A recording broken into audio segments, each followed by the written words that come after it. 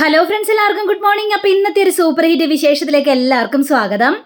അങ്ങനെ നമ്മുടെ ശ്രുതിക്ക് ആകെ സങ്കടം തോന്നുകയാണ്. കാരണം അശ്വിൻ ഒരു അക്ഷരം പോലും മിണ്ടുന്നില്ല. അല്ലെങ്കിൽ എപ്പോഴും കുണുകുണാന്ന് പറഞ്ഞ് ശ്രുതി എപ്പോഴും വഴക്ക് പറഞ്ഞുകൊണ്ടിരിക്കുകയാണല്ലോ. പക്ഷേ ഇപ്പോൾ കാറിൽ പോയിക്കൊണ്ടിരിക്കുമ്പോൾ ഒരു അക്ഷരം പോലും മിണ്ടുന്നില്ല. സാറെന്താ സാർ ഒന്നും മിണ്ടാതിരിക്കുന്നത്? ഞാൻ വഴക്കെങ്കിലും പറയും സാറിങ്ങനെ മിണ്ടാതിരിക്കുന്ന കാണുമ്പോൾ എനിക്ക് വല്ലാത്ത സങ്കടമുണ്ട് സാർ എനിക്ക് വേണ്ടി എന്തെല്ലാം അനുഭവിച്ചു ഞാൻ കാരണമാണ് സാറിന് ഇത്രയും നഷ്ടം സംഭവിച്ചത്. സാറിന് എത്ര കോടികളുടെ ബിസിനസ്സാണ് നഷ്ടമായത്. അതിൻ്റെ വിലയിൽ എനിക്ക് മനസ്സിലാവും പക്ഷേ സാറിങ്ങനെ മിണ്ടാതിരുന്ന് കഴിഞ്ഞിട്ടുണ്ടെങ്കിൽ എനിക്കാകെ സങ്കടമോ എന്നൊക്കെ പറഞ്ഞുകൊണ്ട് ശ്രുതി നിർത്താതെ ഇങ്ങനെ കുണുകുണാന്നിങ്ങനെ സംസാരിച്ചുകൊണ്ടിരിക്കുകയാണ്. അപ്പോൾ ഇത് കേട്ട് കഴിഞ്ഞപ്പോഴേക്കും നമ്മുടെ അശ്വിനി കലി വരുന്നുണ്ട്. എന്നാൽ അശ്വിനെ സഹിച്ചുകൊണ്ട് വണ്ടി ഓടിക്കുകയാണ്. എന്നാലും ശ്രുതിയാണെങ്കിലും നിർത്താനായിട്ട് തയ്യാറാവുന്നില്ല. അങ്ങനെ ശ്രുതി വീണ്ടും ഇങ്ങനെ സംസാരിച്ചുകൊണ്ടിരുന്ന് കഴിഞ്ഞപ്പോഴേക്കും അശ്വിൻ ഒരു സ്ഥലത്ത് ഇങ്ങനെ വണ്ടി നിർത്തുകയാണ്. എന്താ പറ്റിയത് സാർ എന്തിനാ വണ്ടി നിർത്തിയത് sir? Get out, I C get out എന്നിങ്ങനെ പറയുകയാണ്. അപ്പോൾ ഇത് കേട്ട് കഴിഞ്ഞപ്പോഴേക്കും എന്താ കാര്യം? അങ്ങനെ നമ്മുടെ അശ്വിൻ കുറച്ച് പൈസ എടുത്തിട്ട് ശ്രുതിയുടെ കയ്യിൽ കൊടുത്തിട്ട് പറയുകയാണ്, നീ ഇറങ്ങിക്കോ, ഏതായാലും നീ ഇനി ഓട്ടോറിക്ഷ വിളിച്ച് പോകുകയോ ബസ്സിന് പോകുകയോ എന്ത് വേണമെങ്കിലും ചെയ്തോ. എനിക്ക് വേണ്ടത് കുറച്ച് സമാധാനമാണ്. അത് എനിക്ക് കിട്ടിയാൽ മതിയാവുള്ളൂ. നീ ഇറങ്ങിപ്പോയാലേ എനിക്ക് സമാധാനം കിട്ടുള്ളൂ. നീ ഇറങ്ങിക്കോ. അങ്ങനെ നമ്മുടെ ശ്രുതി പിന്നീട് ഒരു അക്ഷരം മിണ്ടിയില്ല. ശ്രുതി നേരെ കാറിൽ നിന്ന് ഇറങ്ങിയാണ്. പക്ഷേ അശ്വിൻ അങ്ങനെ പോകുന്നത് കണ്ടു കഴിഞ്ഞപ്പോഴേക്കും ശ്രുതിയുടെ ചങ്ക് കിടന്നിങ്ങനെ പെടച്ച് വല്ലാത്തൊരവസരം ഇങ്ങനെ നിൽക്കുകയാണ്. പിന്നീട് കാണിക്കുന്നത് നമ്മുടെ അഞ്ജലിയാണ്. അപ്പം അഞ്ജലിയെ വിളിക്കുകയാണ് ഈ പ്രീതി വിളിച്ചിട്ട് ചോദിക്കുകയാണ്, ശ്രുതിയെ വിളിച്ചിട്ട് കിട്ടുന്നില്ല മാഡം, എന്ത് ചെയ്യണമെന്ന് എനിക്ക് അറിയാൻ പറ്റാത്തൊരു അവസ്ഥയാണ്. അപ്പോൾ ചോദിക്കുന്നുണ്ട്, അച്ഛനിപ്പോൾ എങ്ങനെയുണ്ട്? അച്ഛന് കുറവുണ്ടെന്ന് ചോദിച്ചു കഴിഞ്ഞപ്പോഴേക്കും അച്ഛന് കുറവെന്ന് പറയാനായിട്ടില്ല. കാരണം ഡോക്ടർ പറഞ്ഞത് കുറച്ച് സീരിയസ് ആണെന്നാണ് പറഞ്ഞത്. എനിക്കാകെ ടെൻഷനാവുന്നു. ശ്രുതിയെ വിളിച്ചിട്ട് കിട്ടുന്നില്ല, എന്ത് ചെയ്യുമെന്ന് അറിയാൻ പാടില്ല മാഡം. പേടിക്കണ്ട, ശ്രുതിയെയും അശ്വിനെയൊക്കെ ഞാൻ വിളിച്ചു നോക്കി. പക്ഷേ അവരുടെ ഫോൺ ഔട്ട് ഓഫ് കവറേജ് ആണെന്ന് തോന്നുന്നു. അതുകൊണ്ടാണ്, പേടിക്കണ്ട, ഞാൻ ട്രൈ ചെയ്തുകൊണ്ടേയിരിക്കാം. ശ്രുതി ഇങ്ങോട്ടാണ് വരുന്നതെങ്കിൽ ഞാൻ അവളെ പറഞ്ഞങ്ങോട്ട് വിട്ടോളാം. അച്ഛനൊന്നും സംഭവിക്കില്ല. അച്ഛനെ പെട്ടെന്ന് തന്നെ സുഖമാകും. പ്രീതി, നീ സങ്കടപ്പെടല്ലേ പ്രീതി. ശരി മാഡം എന്നൊക്കെ പറഞ്ഞുകൊണ്ട് അവിടെ ഫോൺ വയ്ക്കുകയാണ്. അപ്പം നമ്മുടെ ആകാശ് വന്നിട്ട് അഞ്ജലിയോട് ചോദിക്കുകയാണ്, ചേച്ചി എങ്ങനെയുണ്ട്? പ്രീതിയുടെ അച്ഛന് സുഖമായ എന്നൊക്കെ ചോദിച്ചപ്പോഴേക്ക് പ്രീതിയായപ്പോൾ വിളിച്ചത്. പാവം, ആ കുട്ടിയുടെ സങ്കടം കണ്ടിട്ട് സഹിക്കാനായിട്ട് പറ്റുന്നില്ല. ആ കുട്ടിയുടെ അടുത്ത് ഇപ്പോൾ ആരും ഇല്ലല്ലോ. ശ്രുതിയെ വിളിച്ച് നോക്കി, പക്ഷെ ശ്രുതിക്ക് ഇതിലോട്ട് കോള് പോകുന്നില്ല. ആ കുട്ടിക്ക് എന്ത് ചെയ്യണമെന്ന് അറിയാൻ പാടാത്തൊരവസ്ഥയിൽ നിൽക്കുകയാണ് ആകാശേ എന്നിങ്ങനെ പറയുകയാണ്. അപ്പോൾ ഇത് കഴിഞ്ഞപ്പോഴേക്കും ചേച്ചി ഞാനൊന്ന് അങ്ങോട്ട് പോയാലോ? അല്ല, ഇപ്പോൾ അവിടെ ആരും ഇല്ലല്ലോ. അപ്പോൾ ഞാനും കൂടി ചില സഹായങ്ങൾ ചെയ്ത് കൊടുത്തിട്ടുണ്ടെങ്കിൽ ആ കുട്ടിക്കൊരു ആശ്വാസവും അല്ലേ ചേച്ചി എന്നിങ്ങനെ പറയുകയാണ്. അത് ശരിയാണ് ആകാശേ, നീ എന്നാ പോകാനായിട്ട് നോക്ക്. അശ്വിനെ ഒന്ന് വിളിച്ച് നോക്കണേ. ശരി, ഞാൻ അശ്വിനെ വിളിച്ച് നോക്കാം. അപ്പോൾ ഈ ആകാശ് അശ്വിൻ്റെ ഫോണിലേക്ക് വിളിച്ചു കഴിഞ്ഞപ്പോഴേക്കും ഫോൺ കിട്ടുന്നില്ല. ചേച്ചി എന്താണെന്നറിയില്ല ചേച്ചി, ഫോൺ കിട്ടുന്നില്ലല്ലോ ചേച്ചി. ഞാൻ ഏതായാലും ഉടനെ തന്നെ ഹോസ്പിറ്റലിലേക്ക് ചെല്ലാം. അങ്ങനെയും പറഞ്ഞുകൊണ്ട് നിൽക്കുമ്പോൾ ദേ വരുന്നു മനോരമ. എവിടെ പോകണടാ നീ എങ്ങോട്ടാ പോകുന്നത്? നീ എങ്ങോട്ടും പോകുന്നില്ല. അതല്ലമ്മേ, ആ പ്രീതിയുടെ അച്ഛന് തീരെ അതുകൊണ്ട് ഇപ്പം എന്താണ് ആവശ്യം? പ്രീതിയുടെ അച്ഛന് വയ്യാതിരിക്കുക, അതെന്തേലും ചെയ്തോട്ടെ. പ്രീതി നമ്മുടെ ആരാണ്? ആരുമില്ല. ഇവിടെ ജോലിക്ക് വരുന്നു, അവൾക്ക് നല്ല ശമ്പളവും കൊടുക്കുന്നുണ്ട്, അത്രേ മതി. അതിൽ കൂടുതൽ അടുപ്പമൊന്നും അവളോട് കാണിക്കേണ്ട യാതൊരു കാര്യമില്ല. അവൾ ഈ വീട്ടിലെ സെർവൻ്റാണ്. അപ്പോൾ സെർവൻറ്റിനോട് എങ്ങനെയാണോ പെരുമാറേണ്ടത് ആ രീതിയിൽ പെരുമാറിയാൽ മതി ആകാശേ. നീ കൂടുതൽ പോകാൻ നിൽക്കണ്ട. അമ്മയ്ക്ക് എന്താണൊരു മനസാക്ഷിയില്ല? എനിക്ക് മനസാക്ഷിയില്ല. നീ കൂടുതൽ സംസാരിക്കാനും നിൽക്കണ്ട എന്നും പറഞ്ഞുകൊണ്ട് മനോരമ അവിടെ നിന്ന് പോവുകയാണ്. വീണ്ടും നമ്മുടെ ആകാശിനാകെ ടെൻഷനോ. അപ്പോൾ ആകാശ് വീണ്ടും വിളിച്ചു നോക്കണം, പക്ഷെ കിട്ടുന്നില്ല. എന്ത് ചെയ്യുക ഇനിയിപ്പോൾ? ഇവരിത് എവിടെ പോയി കിടക്കണമെന്ന് ഒരു എത്തും പിടിയും കിട്ടുന്നില്ല. ശ്രുതിയെയും അതേപോലെ തന്നെ ഈ അശ്വിനെയും മാറി വിളിക്കുന്നുണ്ട്. ഇതേ സമയം തന്നെ ഹോസ്പിറ്റലാണെങ്കിൽ കൂട്ടക്കരച്ചില്ല.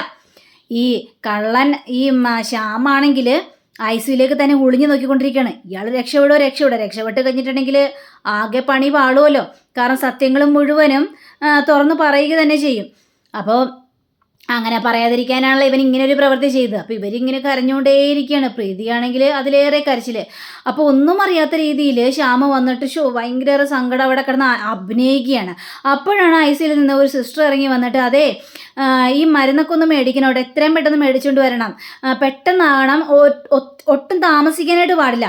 അപ്പോൾ ഈ നേഴ്സിൻ്റെ കയ്യിൽ നിന്ന് റെസിപ്റ്റൊക്കെ മേടിച്ചിട്ട് മരുന്ന് മേടിക്കാനായിട്ട് ഇരിക്കണം. അപ്പം നമ്മുടെ പ്രീതി ചോദിക്കണം, എന്താ സാറേ, എന്താ ഈ മരുന്ന് പെട്ടെന്ന് മേടിച്ചുകൊണ്ട് വരണമെന്ന് പറഞ്ഞത്? ശരി സാറേ, അതിങ്ങോട്ട് തന്നേരും, ഞാൻ പോയി മേടിച്ചുകൊണ്ടെന്നോളാം. അതിൻ്റെ ആവശ്യമൊന്നുമില്ല പ്രീതി, ഞാൻ പോയി മേടിക്കാം. പ്രീതി എന്തിങ്ങനെ ടെൻഷൻ അടിക്കുന്നത്? ആച്ചക്കൊന്നും സംഭവിക്കില്ല. അങ്ങനെ ഈ ശ്യാം അങ്ങോട്ട് പോകാൻ തുടങ്ങി കഴിഞ്ഞപ്പോഴേക്കും ദേ വരുന്നു ആകാശിനെ കണ്ടു കഴിഞ്ഞപ്പോഴേക്കും ശ്യാമിനാകെ ടെൻഷൻ. അപ്പം ആകാശം നോക്കിയിട്ട് ഇവരെന്താണ് ഇവിടെ? ഓ, മനുഷ്യനെ മനസമാധാനത്തോടെ ഇരിക്കാൻ സമയമില്ല. പ്രശ്നങ്ങൾ ഇങ്ങനെ വന്നുകൊണ്ടിരിക്കുകയാണല്ലോ, അതങ്ങനെ ശരിയാവില്ലല്ലോ. ഇവനൊക്കെ എപ്പം കെട്ടിയെടുത്ത് അവന് വല്ല ഇപ്പം ആവശ്യമുണ്ട് കെട്ടിയെടുക്കാനായിട്ട് ഒക്കെ പറഞ്ഞിട്ട് കുരുണ ഇങ്ങനെ പിറുപിറുത്തോണ്ടിരിക്കുകയാണ്. അപ്പം നമ്മുടെ ആകാശാണെങ്കിൽ പ്രീതിയെ കാണാൻ വേണ്ടി വന്നാണല്ലോ. ഈ സമയം തന്നെ പ്രീതി ഭയങ്കര സങ്കടം കരഞ്ഞ് വല്ലാത്തൊരവസ്ഥയിൽ ശ്രുതിയെ വിളിച്ചിട്ട് കിട്ടുന്നുമില്ല. അങ്ങനെ ശ്രുതി വീട്ടിലെത്തിയിട്ട് ഡോറിൽ മുട്ടുകയാണ്. അച്ഛാ, അമ്മേ, ചേച്ചി, അമ്മായി എന്നൊക്കെ പറഞ്ഞിട്ട് വിളിക്കണം. പക്ഷെ ആരും കതകും തുറക്കുന്നില്ല. അപ്പം ഡോറ് നോക്കിക്കഴിഞ്ഞപ്പോഴേക്കും ഡോറ് ലോക്ക് ചെയ്ത് വെച്ചിരിക്കുകയാണ്. ദൈവമേ, ഇവിടെ ആരും ഇല്ലേ? അപ്പോഴേക്കും അവിടെ ആ ഒരു മറ്റേ ആൾ വന്നിട്ട് ഇങ്ങനെ ചോദിക്കുകയാണ്, എന്താ മോളെ? അല്ല, ഞാനൊരു കാര്യം ചോദിക്കട്ടെ, ഇവിടെ ആരും ഇല്ലേ അങ്കിളെ? ഇവിടെ ആരുമില്ല. മോള് വരാൻ വേണ്ടി കാത്തിരിക്കുകയായിരുന്നു പറയാനായിട്ട്. എന്താ പ്രശ്നം? അതെ, മോളുടെ അച്ഛന് സുഖമില്ലതായി. എന്താ സുഖമില്ലതായിരുന്നോ? അതെ, സുഖമില്ലതായി. അവരെല്ലാവരും കൂടി ഹോസ്പിറ്റലിൽ കൊണ്ടുപോയിരിക്കുകയാണ്. പിന്നെ ശ്യാം സാർ ഇവിടെ ഉള്ളതുകൊണ്ട് രക്ഷപ്പെട്ടു. ശ്യാം സാർ ഇവിടെ ഉള്ളതുകൊണ്ട് കൃത്യസമയത്ത് ഹോസ്പിറ്റലിൽ എത്തിക്കാനായിട്ട് പറ്റി. അല്ലെങ്കിൽ ആകെ കുഴഞ്ഞു മറിഞ്ഞാനായിരുന്നു. അപ്പോൾ ശ്രുതിയാണെങ്കിൽ ഭയങ്കര കരച്ചിലാണ്. പെട്ടെന്ന് മോള് ഹോസ്പിറ്റലിലേക്ക് പോകാനായിട്ട് നോക്ക്. മോൾക്ക് പൈസ വല്ലതും വേണ്ട അങ്കിളെ, എനിക്ക് പൈസ ഒന്നും വേണ്ട, എൻ്റെ കയ്യിൽ പൈസ ഉണ്ടങ്കിളെ എന്നും പറഞ്ഞുകൊണ്ട് നമ്മുടെ ശ്രുതി അവിടെ നിന്ന് ഇറങ്ങി ഓടുകയാണ്. അങ്ങനെ ഈ സമയം തന്നെ ആകാശ് പ്രീതിയെ കാണുകയാണ്. പ്രീതി എന്ന് പറഞ്ഞിട്ട് വിളിക്കണം. ആ സാറ് എന്താ സാറെന്താ ഇവിടെ എന്ന് ചോദിച്ചപ്പോഴേക്കും അല്ല, അച്ഛനിപ്പോൾ എങ്ങനെയുണ്ട്? ഒന്നും പറയാനായിട്ടില്ല. വല്ലാത്തൊരവസ്ഥ നിൽക്കുകയാണ്. ശ്രുതിയും വന്നിട്ടില്ല. എന്ത് ചെയ്യണമെന്ന് അറിയാൻ പാടില്ല സാറേ. പ്രീതി, അങ്ങനെയൊക്കെ സംഭവിച്ചിൽ ഒരുപാട് സോറി ഉണ്ട് കേട്ടോ. അതൊന്നും സാരമില്ല സാറേ. പക്ഷേ സാറിപ്പോൾ ഇങ്ങോട്ട് വരണ്ടായിരുന്നു. ഇനി ഇതിൻ്റെ പേരിൽ എന്തെല്ലാം പ്രശ്നങ്ങളാണ് ഉണ്ടാകാനായിട്ട് പോകുന്നത്. അല്ല, ശ്രുതിയുടെ അച്ഛന് സുഖമില്ലെന്ന് അറിഞ്ഞല്ലോ. അതുകൊണ്ടൊന്ന് കാണാനും ആശ്വസിപ്പിക്കാൻ വേണ്ടി വന്നതാണ്. സാർ ഏതായാലും വന്നല്ലോ, ആശ്വസിപ്പിക്കാൻ വേണ്ടി വന്നല്ലോ. അച്ഛൻ്റെ കാര്യങ്ങളൊന്ന് തിരക്കിയല്ലോ, അത് തന്നെ മഹാഭാഗ്യമാണ് സാർ. അത്രയും മതി സാർ, വേറൊന്നും വേണ്ട. പ്രീതി, എന്തെങ്കിലും സഹായം വേണമെങ്കിൽ ഞാൻ പറഞ്ഞല്ലോ, എനിക്കൊരു സഹായം വേണ്ട. സാർ ഇനിയും കൂടുതൽ നേരം ഇവിടെ നിൽക്കണ്ട സാർ. ഇനി അതും കൂടി കേൾക്കാനുള്ള ശക്തി എനിക്കില്ല. അതുകൊണ്ടാണ് സാറോട് ഞാൻ പറയുന്നത്. സാർ എത്രയും പെട്ടെന്ന് ഇവിടെ നിന്ന് പോകാനായിട്ട് നോക്കിക്കോളൂ. സാറിന് ഇവിടെ നിൽക്കണ്ട സാർ എന്ന് പ്രീതി പറയുകയാണ്. അങ്ങനെ പറഞ്ഞുകൊണ്ട് പ്രീതി പോവുകയാണ്. പക്ഷേ അത് ആകാശിന് ഭയങ്കര സങ്കടമായി. പിന്നീട് നമ്മുടെ അശ്വിനും വീട്ടിലെത്തി കഴിഞ്ഞപ്പോഴേക്കും അയ്യോ, അശ്വിൻ സാറ് വരുന്നുണ്ടല്ലോ. അപ്പോൾ അവിടുത്തെ വേലക്കാരൻ രാമേട്ടൻ ഇങ്ങനെ മനസ്സിൽ വിചാരിക്കുകയാണ്, ഏതായാലും സാറോടൊന്ന് പറഞ്ഞാലോ, ശ്രുതിയോട് പറയണമെന്ന്. അങ്ങനെ ഈ അശ്വിൻ വന്നു കഴിഞ്ഞപ്പോഴേക്കും രാമേട്ടൻ ചോദിക്കുകയാണ്, ശ്രുതിമോൾ അവിടെ? ശ്രുതിമോളെ എൻ്റെ പോക്കറ്റിൽ ഞാൻ എന്താ ശ്രുതിമോളെ എടുത്തുകൊണ്ട് വെച്ചുകൊണ്ട് കിടക്കുകയാണോ? തന്ന് പോടോ. അല്ല, ശ്രുതിയുടെ അച്ഛനാണെങ്കിൽ ഇപ്പം ഞാനെന്ത് വേണം? എന്നോടൊന്നും പറയേണ്ട കാര്യമില്ല എന്ന് പറഞ്ഞുകൊണ്ട് അശ്വിൻ ഭയങ്കര ദേഷ്യപ്പെട്ടിട്ട് അകത്തേക്ക് കയറി പോവുകയാണ്. അപ്പോൾ കോട്ടെല്ലാം മാറിയിട്ട് ഞാൻ എന്തിനാണ് അവൾക്ക് വേണ്ടി ഇത്ര റിസ്ക് എടുക്കുന്നത്? അവൾക്ക് വേണ്ടി എന്തെല്ലാം പ്രശ്നങ്ങൾ ഞാൻ ഉണ്ടാക്കി? ഞാൻ എന്തിനാ അവളും ഞാനിവിടെ നേരെ കാണുമ്പോൾ ഭയങ്കര തല്ലുപിടുത്തമാണ്, വഴക്കാണ്. എനിക്ക് അവളെ കാണുന്ന പോലെ ഇഷ്ടമല്ല. പക്ഷേ അവൾക്ക് വേണ്ടി ഞാൻ എന്തിനാണ് ഇത്ര ഹെൽപ്പെല്ലാം ചെയ്യുന്നത്? എനിക്ക് മനസ്സിലാവുന്നില്ലല്ലോ എന്നൊക്കെ വിചാരിച്ചുകൊണ്ട് നിൽക്കുകയാണ്. ഈ സമയം തന്നെ നമ്മുടെ ശ്രുതി ഹോസ്പിറ്റലിൽ എത്തിക്കഴിഞ്ഞു. ശ്യാമാണെങ്കിൽ ഐസിൽ കിടക്കുന്ന ഈ മനുഷ്യനെ നോക്കിക്കൊണ്ടിരിക്കുകയാണ്. അങ്ങനെ ശ്രുതിയെ ഓടിച്ചെന്നങ്ങ് നിന്ന് കഴിഞ്ഞപ്പോഴേക്കും ശ്രുതിക്ക് ആണെങ്കിൽ ഭയങ്കര അച്ഛൻ എന്ത് പറ്റി, അച്ഛൻ എന്താ സംഭവിച്ചെന്നൊക്കെ ഇവരോടൊക്കെ ചോദിക്കുകയാണ്. അപ്പോൾ ഇവരാണെങ്കിൽ ഭയങ്കര കരച്ചിൽ. ഡോക്ടറാണെങ്കിൽ പേഷ്യൻറ്റിനെ നോക്കിക്കൊണ്ടിരിക്കുകയാണ്. അങ്ങനെ ഡോക്ടർ ഐസിയിൽ നിന്ന് ഇറങ്ങിയിട്ട് വരികയാണ്. അപ്പോൾ ശ്യാം ചോദിക്കുകയാണ്, എങ്ങനെയുണ്ട് ഡോക്ടർ എന്ന് ചോദിച്ചപ്പോഴേക്കും ഇപ്പം പേടിക്കാനൊന്നുമില്ല ഡോക്ടർ, അപ്പോൾ രക്ഷപ്പെടുമല്ലേ, അതൊന്നും പറയാനായിട്ട് പറ്റില്ല, എല്ലാം ദൈവത്തിൻ്റെ കയ്യിൽ, ദൈവത്തോട് പ്രാർത്ഥിക്കുക നിങ്ങൾ എന്നൊക്കെ ഇങ്ങനെ പറയുകയാണ്. അങ്ങനെ ശ്രുതി ഓടിക്കതച്ച് വന്ന് ഇങ്ങനെ ഇവരോടൊക്കെ ചോദിച്ചു കഴിഞ്ഞപ്പോഴേക്കും ഇവരാണെങ്കിൽ ഒരു രക്ഷമുണ്ടുള്ള എനിക്ക് എൻ്റെ അച്ഛനെ കാണണം എന്നൊക്കെ പറയുകയാണ്. അങ്ങനെ ഇവർ കരഞ്ഞുകൊണ്ടിരിക്കുന്ന ആ ഒരു തക്കം നോക്കിയിട്ട് ഈ ശ്യാമ നേരെ ഐസിലേക്ക് കയറുകയാണ്. അപ്പോൾ ഈ അശോകൻ്റെ മുന്നിൽ, ഇപ്പോൾ അശോകനാണെങ്കിൽ ഓക്സിജനൊക്കെ വെച്ചിരിക്കുകയാണല്ലോ, അപ്പോൾ അശോകൻ്റെ മുന്നിൽ പോയി നിൽക്കുകയാണ്. അശോകൻ്റെ ആ കിടപ്പ് കണ്ടു കഴിഞ്ഞപ്പോഴേക്കും ശ്യാമിനാണെങ്കിൽ ഭയങ്കര സന്തോഷം. ഇയാളെ എത്രയും പെട്ടെന്ന് തട്ടിക്കളണം, അല്ലെങ്കിൽ തനിക്ക് ശ്രുതിയെ കിട്ടൂലെന്ന് ഈ ശ്യാമിനെ മനസ്സിലായി. അപ്പോൾ ശ്യാമാണെങ്കിൽ ഓക്സിജൻ്റെ അളവ് കുറച്ച് കുറച്ച് കഴിഞ്ഞപ്പോഴേക്കും ഈ അശോകനാണെങ്കിൽ ശ്വാസം വിടാനായിട്ട് പറ്റില്ല, ശ്വാസം ഇങ്ങനെ വലിച്ചു വിടുകയാണ്. ഇത് കണ്ട് ആസ്വദിച്ച് നിൽക്കുകയാണ് ശ്യാം.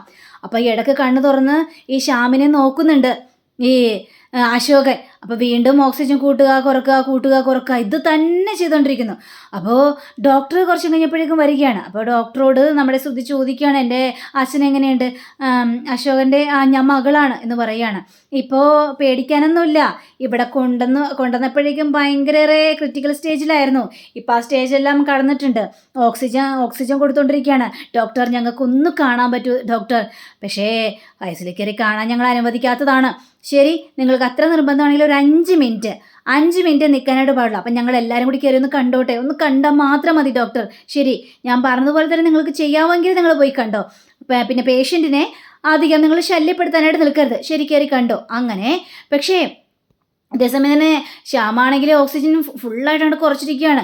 ഇയാൾക്കാണെങ്കിൽ ഈ അശോകനാണെങ്കിൽ ശ്വാസം വിടാൻ പറ്റുന്നില്ല. അപ്പോൾ ഡോർ തുറക്കുന്നൊരു ശബ്ദം കേട്ട് കഴിഞ്ഞപ്പോഴേക്കും നമ്മുടെ ശ്യാമ വീണ്ടും ഓക്സിജൻ കൂട്ടി വെച്ച് കൊടുക്കുകയാണ്. അപ്പോൾ ഇവരെല്ലാവരും ഇട്ട് വരികയാണ്. അപ്പോൾ ഡോക്ടർക്ക് എന്ത് സംശയം? അപ്പോൾ ശ്യാമിനോട് ചോദിക്കണം, താനെന്താണ് ഇവിടെ, താനെങ്ങനെ ഇതിനകത്ത് കയറി? അത് പിന്നെ പുറത്തു നിന്നിട്ട് എനിക്കൊരു മനസ്സമാധാനമില്ല ഡോക്ടർ, അതുകൊണ്ട് ഞാൻ അങ്കളൊന്ന് കാണാനായിട്ട് കയറിയതാണ്. എനിക്ക് നെഞ്ച് നീറുന്ന വേദനയാണ് ഡോക്ടർ, അതുകൊണ്ടാണ്. താൻ കൂടെ മാറുന്നേടോ. അങ്ങനെ ഡോക്ടർക്ക് എന്തൊക്കെ സംശയം എന്നുണ്ട്. ഡോക്ടർ അശോകനെ നന്നായിട്ടൊന്ന് പരിശോധിക്കുകയാണ്, ഓക്സിജനൊക്കെ നോക്കിയാണ്. അപ്പോൾ ഡോക്ടർക്ക് സംശയമൊന്നും തോന്നിയില്ല. അപ്പോൾ ഈ അശോകനാണെങ്കിൽ ഡോക്ടറെ നോക്കിക്കഴിഞ്ഞപ്പോൾ ഡോക്ടർ ഈ അശോകൻ ഇങ്ങനെ കണ്ണ് വെച്ചിട്ട് ഈ ആംഗ്യം കാണിക്കുകയാണ്. ശ്യാമിനെ കാണിച്ചു കൊടുക്കുകയാണ്. എന്താ അശോക, എന്താ പ്രശ്നം, എന്തെങ്കിലും പ്രശ്നമുണ്ടോ എന്നൊക്കെ ഇങ്ങനെ ഡോക്ടർ ചോദിക്കുകയാണ്. അപ്പോഴും അതൊന്നും നമുക്ക് അശോകനൊന്നും സംസാരിക്കാനായിട്ട് പറ്റില്ലല്ലോ. അപ്പോൾ അശോകൻ വീണ്ടും കണ്ണ് വെച്ചിങ്ങനെ നമ്മുടെ ഈ ശ്യാമിനെ ഇങ്ങനെ കാണിച്ച് കൊടുക്കുകയാണ്. അപ്പോൾ ശ്രുതിക്ക് എന്ത് സംശയം? അപ്പോൾ ശ്രുതി ശ്യാമിനെ ഇങ്ങനെ നോക്കുകയാണ്. അതിന് ശേഷം ശ്രുതിക്ക് സഹിക്കാൻ പറ്റുന്നില്ല. ശ്രുതി അച്ഛൻ്റെ അരികിൽ നിന്ന് കൈ പിടിച്ചിട്ട് ഭയങ്കര കരച്ചിലേ. അപ്പോൾ നമ്മുടെ ശ്യാം വന്നിട്ട് ഈ അശോകൻ്റെ കയ്യിൽ ഇങ്ങനെ അമർത്തി പിടിക്കുകയാണ്. അപ്പോൾ അശോകൻ അത് ഫീൽ ചെയ്തു. അശോകനാണെങ്കിൽ ആ കൈ അങ്ങോട്ട് തട്ടി മാറ്റുകയാണ്. അപ്പോൾ നമ്മുടെ ശ്യാമാണെങ്കിൽ കണ്ണ് മിഴിച്ച് നോക്കുകയാണ്. അപ്പോൾ ശ്രുതി എണീറ്റിട്ട് എന്താ അച്ഛന് ശ്യാം സാറോട് എന്തെങ്കിലും പറയാനുണ്ടോ? അപ്പോൾ ഈ അശോകനാണെങ്കിൽ കണ്ണിങ്ങനെ കാണിച്ചുകൊണ്ടിരിക്കുകയാണ്. അപ്പോൾ ശ്രുതിക്ക് എന്തൊക്കെയോ സംശയം തോന്നിയാണ്, എന്തൊക്കെയോ പറയാനുണ്ടെന്ന്. അശോകേട്ടെന്നും പറഞ്ഞുകൊണ്ട് ഈ അമ്മായിയും അതേപോലെ തന്നെ അശോകൻ്റെ ഭാര്യയും ഭയങ്കര കരച്ചിലാണ്. എന്തെങ്കിലും ശ്യാമോനോട് പറയാനുണ്ടോ എന്നാണ് ചോദിക്കുന്നത്. അപ്പോൾ ശ്യാമാണെങ്കിൽ വല്ലാത്തൊരവസ്ഥയിൽ. അപ്പോൾ അങ്ങനെയും കാണിച്ചുകൊണ്ടാണ് ഇന്നത്തെ ഇവിടെ അവസാനിച്ചിരിക്കുന്നത്. അടുത്ത റിവിനെ കാത്തിരിക്കുക. സബ്സ്ക്രൈബ് ചെയ്യുക. എല്ലാവർക്കും നല്ലൊരു ദിനം ആശംസിച്ചു. നമസ്കാരം. Thank you. See again. By.